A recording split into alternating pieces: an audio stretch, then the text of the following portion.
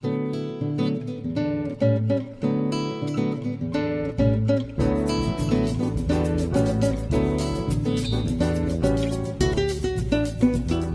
po ninyo kabayan, maraming alay na seminar ang ating palatuntunan sa paghahalaman, paghahayupan, pangisdaan at iba pang mga proyektong panghanap buhay at negosyo.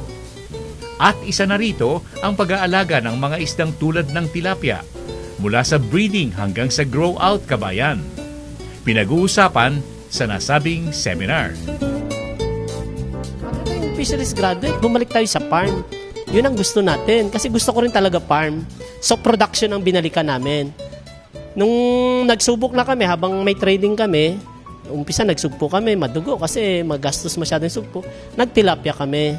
Kasi nakita ko ang tilapia, maliban sa talagang ang kapital hindi masyadong malaki, malaki pati ang market niya. At saka malaking malayong industriya ng tilapia. Kasi saan ka man pumunta sa parte ng Luzon, dati Visayas Mindanao, hindi daw mga Bisaya. Ako, Bisaya rin ako.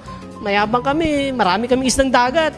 Eh, nung teka mahal na, mura tilapia, masarap rin kainin. Pag pumunta sila ng Manila, puro tilapia ang binibenta. Natuto rin ang mga Bisaya hanggang Mindanao, may tilapia na rin. So, nakita ko malaki masyado ang industry ng tilapia. So, sa bilis ng panahon, biglang dumami na yung tilapia. Kaya, nag-decide, hindi, mag-focus tayo nga sa tilapia. So, nung nagtilapia kami, nakapagkuha na ako ng mga tao na fisheries graduate din. Kahit paano, naibalik ko yung naitulong ng universidad sa akin na halos wala akong ginagasto sa pagpapaaral. Ito naman, na-contribute ko sa industriya. Pero syempre, dahil may business aspect din, ano? At nakita ko, malayo pa yung marami pang opportunity sa isda.